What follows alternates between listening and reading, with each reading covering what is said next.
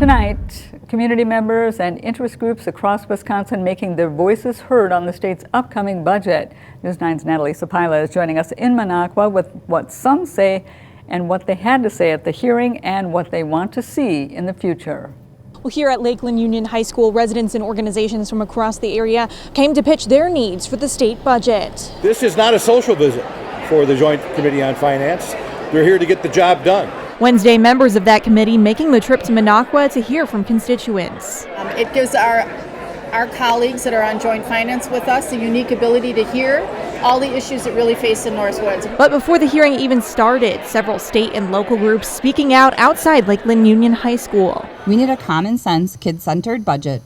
In the governor's proposals are the baseline for acceptable priorities for Wisconsin's kids, educators, and communities. Representatives from the Wisconsin Public Education Network gathered to call for more funding for state public schools. Antigo is at the low revenue ceiling of $10,000 per pupil, and we ask that they raise the low revenue ceiling and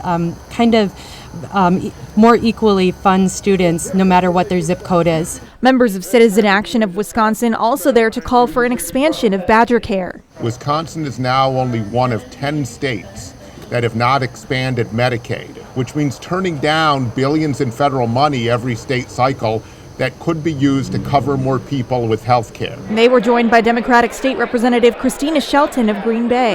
We want health care. We don't want to get sick and then be put into bankruptcy. Right? Lawmakers on the committee saying they plan to make major investments in both of those areas and many others. They'll begin voting on the budget next week. This is the last public hearing the Joint Finance Committee will hold. In Minocqua, I'm Natalie Sapila, News 9 WAOW.